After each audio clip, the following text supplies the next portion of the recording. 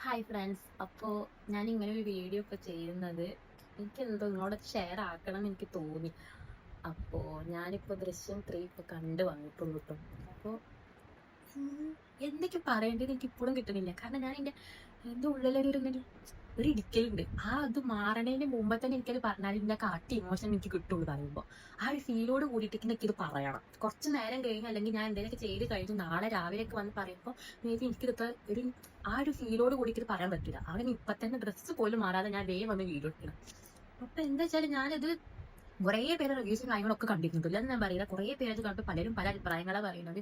കുറേ പേര് കണ്ടതിൽ ഞാൻ അധികം കണ്ടത് 1 million 2 അത്ര ഒന്നും ഇല്ല 3 10 അപ്ലിക്കേഷൻസിൽ ആരും പോവരുത് എന്ന്. അപ്പൊ സ്വാഭാവികമായിട്ട് അങ്ങനെ കാണുന്ന ഒരാൾ എന്താ ചെയ്യുക, ആ അപ്ലിക്കേഷനിൽ പോവില്ല. ഞാനും അതേപോലെ പോയി. പക്ഷെ അവിടെ എത്തിക്കഴിഞ്ഞപ്പോ എനിക്ക് വൈകിട്ട് ഓരോ കാര്യങ്ങളും പറയണമെന്നുണ്ട്. പക്ഷെ അത് പറഞ്ഞാ പിന്നെ എന്താ ഉണ്ടാവുക ഞാൻ പറയേണ്ടത് ഒന്നും പറയുന്നില്ല. പക്ഷെ ഒരു ഡയറക്ടർക്ക് ഇങ്ങനെയൊക്കെ ഒരു സിനിമ എഴുതാൻ പറ്റുമെന്ന് ഒന്ന് പ്രൂവ് ചെയ്യും.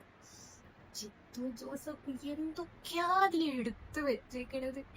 ഓ, ഞാൻ ഒരു നിമിഷം ആലോചിച്ചു പോയി. ഒന്നും തോന്നരുത് കേട്ടോ. ശരിക്കും സാറിന്റെ ലൈഫിൽ അങ്ങനെ ഒരു ഉണ്ടോന്ന് വരെ ഞാൻ കാരണം ഇത്ര ഒരു എനിക്കങ്ങോട്ടാ. അപ്പൊ കൂടുതലൊന്നുമില്ല. ഇത് തിയേറ്ററിൽ തന്നെ പോയി കാണാൻ പറ്റുമെങ്കിൽ നിങ്ങൾ പോയി കണ്ടോ. നിങ്ങളെ പൈസ പോകൂല. അപ്പൊ അത്രേ ഉള്ളൂ.